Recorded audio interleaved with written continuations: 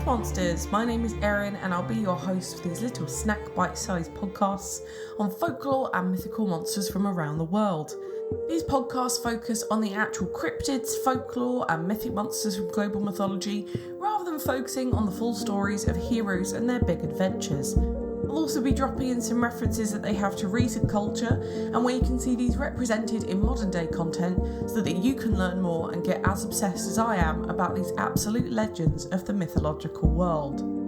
This week we're doing something a bit different and we're looking into a folklore legend rather than a physical entity. Yes, we are looking at the terrifying myth of Bloody Mary from not only kind of English folklore but also US and European folklore. Just as a pre-warning to this episode, if you're freaked out by ghost stories, I would say maybe give this one a miss. Not that I would usually advertise skipping a podcast episode, or maybe skip the first 5 minutes. It freaked me out whilst recording and researching this, to be honest, and my big recommendation, just in case you were getting ready whilst listening to this, I would advise not looking into any mirrors for the running time, just in case I accidentally do something, and I refuse to take responsibility for that. You would be the dumb one, I warned you. Also, I have a very sore throat. I am very sorry for my groveliness today. Now, most people about my age at least have heard of this horrible game that you can play on each other at sleepovers. Bloody Mary is a figure, the monster in this case, that appears in a mirror as a ghostly spirit when you chant her name. It's debated as to what this monster looks like, as her appearance and character are based on two different historical figures depending on where you're from. However, there are reports that she's covered in blood, demonic looking with blacked out eyes, and generally looking like she belongs in a Japanese horror movie. She can either be completely chill, or she can do some horrible things to you. So how do you summon this ghoulish demon lady? Pre-warning now, if you'd rather not hear this bit, just in case you're a bit spooked by just knowing these things, skip to about 2 minutes in the future. The best way, weird to say best way to summon her, but you know what I mean. You would preferably go into a bathroom and look into the mirror with the lights off and the room completely black. Then say Bloody Mary 13 times. As you chant, your voice should get louder and louder into a near scream. While you are chanting, you should be kind of spinning around and taking a glimpse in the mirror every time you pass. At the 13th mention, she should appear. Then, she'll scratch your face off and kill you. Simple. Why you would want to do this, I don't know. Do not blame me for the consequences if you decide to do so. You were warned. I'm not taking any responsibility if you tweet me completely faceless in a week with legal papers. I ain't signing anything. Other consequences of this are that the mirror or the taps, or faucets in American, drip with blood, the victim is pulled through the mirror, the victim is driven mad, the victim is haunted for the rest of their life, or their hair turns white, or they'll just disappear forever. The ritual has to be 100% correct or she will not appear. Some of the research I did shows that you need to have a single candle illuminating the bathroom. One is that you need one either side of the mirror. Another says that the victim needs to be a volunteer or that they're selected by others to summon her. And lastly, and most frequently, depending on the variation of Bloody Mary you call, you would need to say her name a varying amount of times. I guess if you wanted to do it, you would just say something until something turns up, I suppose. Speaking of variations, there are a million variations of this monster, such as Bloody Mary, Bloody Bones, Hail Mary, Mary Worth, Black Agnes, Mary Lou, Sally, etc. Just a whole bunch of middle-aged white lady names, basically, and all do the same thing. I believe that Bloody Mary, Black Agnes and Hail Mary are more UK-based, whilst Mary Worth, Mary Lou and Sally are definitely more US. Most of these rituals are summoned using the Bloody Mary chant, I believe in Bloody Mary, or I killed your baby, Bloody Mary. Do with that what you will. I'm nervous for just saying that a few times. This folklore legend has been traced back to the 1970s, but there is a belief that it's been going on for much, much longer than this. The origin of the myth came from at least the 1800s, where women were encouraged to do a similar ritual to show them their future husbands, because obviously that's all women want to see and care about. I would much rather see a very large piece of chocolate cake and a litre cup of tea, but whatever floats your boat, love. This ritual would include walking up a flight of stairs backwards, whilst holding a candle and a hand mirror in a dark house. There was a chance they would see their future husband, but there was also a chance they would see a skull appear. This meant that the woman was destined to die before she would marry.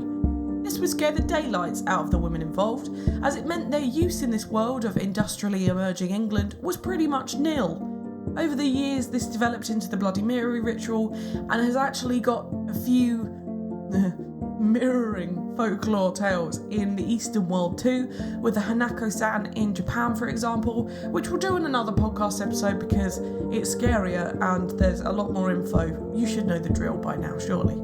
There's no etymology this week because, her name means what it means. However, there's a lot of history behind the women that this figure is based on. The first one is that of the actual Bloody Mary, or Mary Tudor, First of England. She was the daughter of Catherine of Aragon and King Henry VIII. Yes, that Henry. Catherine of Aragon raised Mary to be fiercely Catholic in opposition to her father's newfound Protestant religion in the Church of England.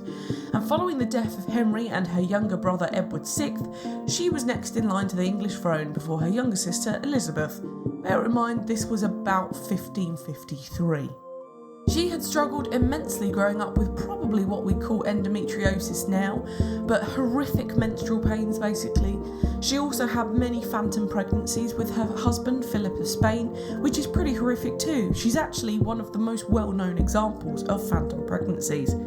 During this time, she switched England back to Catholicism, and hundreds of Protestants were murdered for the sake of just being Protestant, which gave her her infamous name.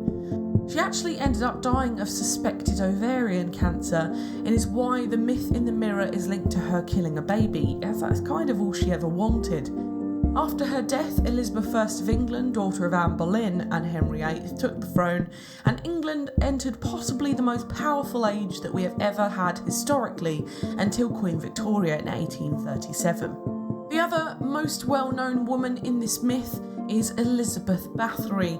You might recognise this woman's name for being the inspiration for literally every blood-based myth monster we will ever cover. She is apparently one of the main inspirations behind Dracula, so there's that too. Elizabeth was one of the most prolific serial killers in history, and is the most prolific female serial killer in history, with a suspected body count of over 200 women. She was a countess from Hungary living in a lavish castle, but believed the blood of virgins would keep her youthful. Therefore, she summoned numerous girls from local villages to have them tortured, bled and killed for her to bathe in to retain her looks and youth. However, this last bit was never proven, so in itself is a folklore tale.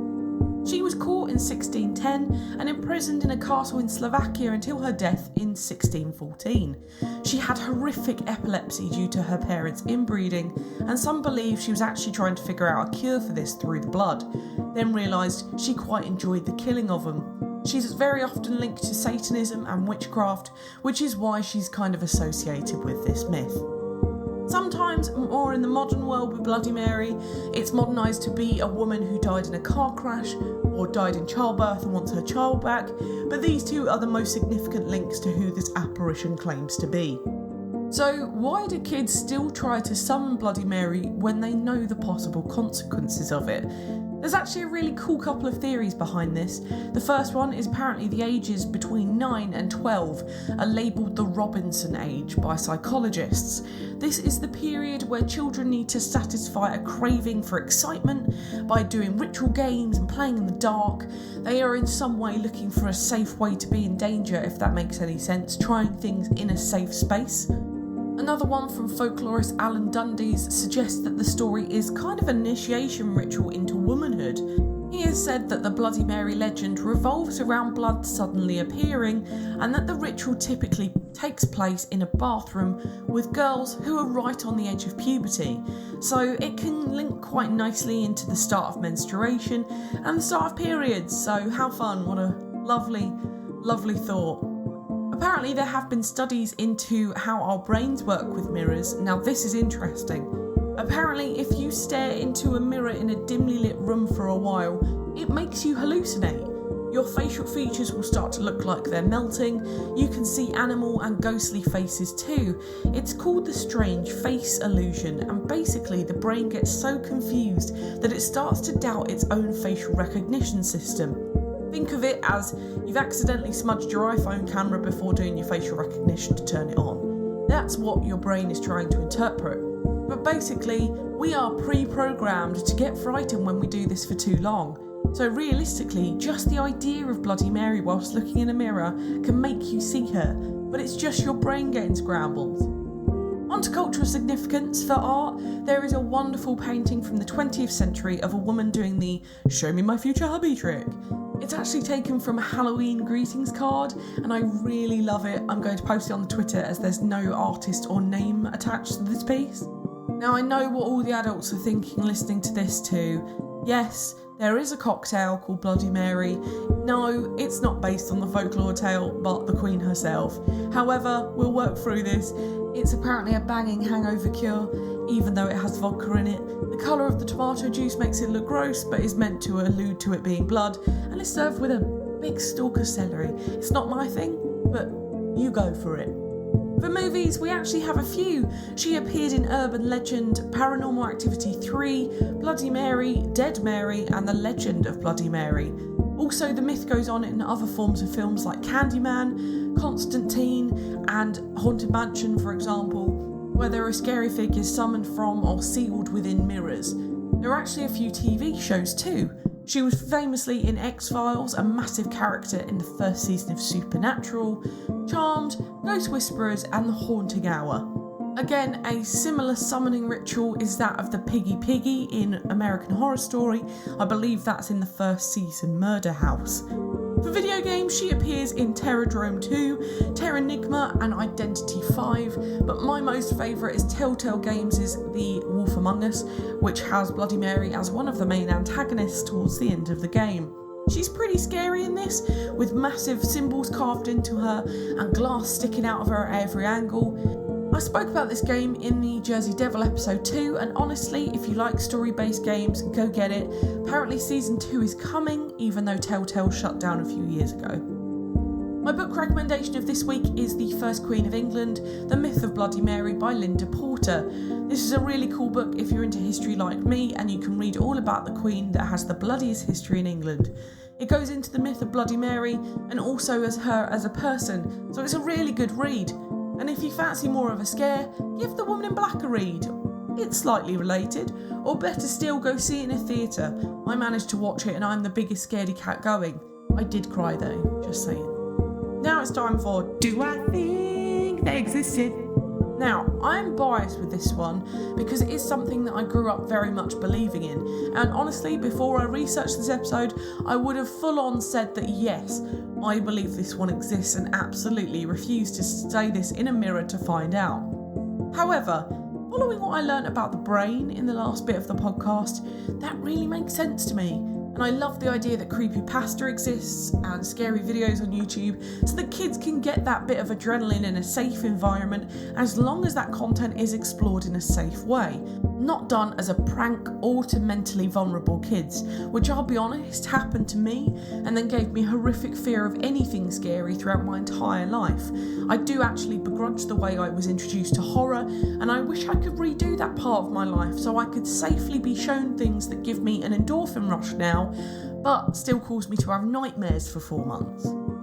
Now, the odds are that most people who do these rituals will not see anything like Bloody Mary, but this is probably due to their own cowardice. But you might see your face starting to drip or some weird hallucination. So remember, while this is kind of proven that the mirror trick doesn't happen, the research into it did show that our brains are bloody weird and we do naturally want to scare ourselves. I can tell you that after finishing writing and recording this episode, I got significantly freaked out and refused to look in mirrors for the rest of the day. I've been looking forward to this one massively as I grew up with this from my childhood. It's always something I feared, and to this day I still have not said Bloody Mary in front of a mirror, just out of pure fear of something terrible happening. But this is a really fun one to research with the meaning behind it, and I learnt about Queen Mary during primary school, so it was nice to revisit. Next week, we're popping back over to Greece to look at the fearsome sea sisters, Scylla and Charybdis from Greek mythology. Come get stuck between a rock and a hard place with me next Thursday. Hopefully my voice will have recovered by then. For now, thank you so much for listening. It's been an absolute pleasure. If you enjoyed this podcast, please give it a rating on the service you're listening on. I've got the Twitter for any questions or suggestions on what monsters to cover next, and I'd love to hear from you. The social media handles for TikTok and Instagram are Myth Monsters Podcast, and the Twitter is Myth Monsters Pod. But all of our content can be found at mythmonsters.co.uk. So come join the fun, share this with your pals, they might love me as much as you do. But for now, stay spooky, and I'll see you later, babes.